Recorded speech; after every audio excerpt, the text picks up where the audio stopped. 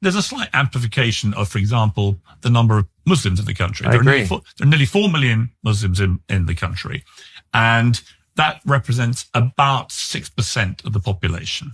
But 43 or 4% of the population are still Christian. So I do think, again, that the over-amplification of the Islam problem, as people put it, or the Muslim problem, has been massively overstated. Well, that's an obviously. Yeah. Hate the Muslims. No, we know where that's coming from. Obviously. I don't like it.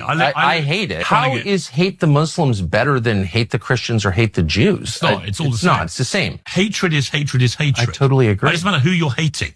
The moment you're in the hate game, then I think you're losing whatever argument is you're trying to have. I totally agree. I've never had an argument with a Muslim, with an actual Muslim. I'm from Bangladesh. I'm a Muslim. We probably agree on a lot. It's the secular self-hating whites that stand up from the table and leave when I'm eating with them here. Just saying. So I'm not hating on the Muslims at all. Or bad Muslims or bad everybody. I like the Bangladeshis better than I like the liberal whites in your country. A lot more. They've never yelled at me. I'm not attacking them. I think I have a lot more in common with the Pakistani cab driver than I do with the average Guardian staffer who's white. There are lots of white people who behave very badly in this country. Well, I've met them, and they yell at me. So yes, I just for the fifth time, I have more in common with the sincerely religious Pakistani cab driver than I do with anyone who works at the Times of London. That is just a fact. I don't like those people. I don't want to eat with them, and they're white.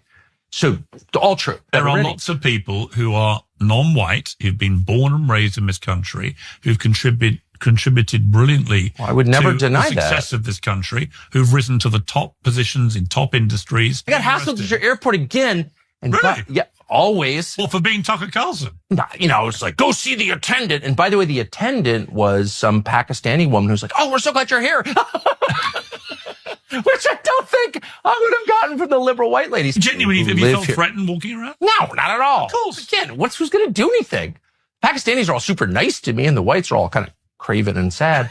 No, you're totally safe here, man. A lot of the other cultures that have come here actually have far more politeness. I agree. But there is a very lovely, quaint notion being built up in the United States, driven by people like Tommy Robinson here. Who's Tommy Robinson? You know Tommy Robinson. He seems like a fraud to me. Well, he's not even Tommy Robinson. His name's Stephen Yaxley. It's not even his real name. He's also convicted of multiple crimes.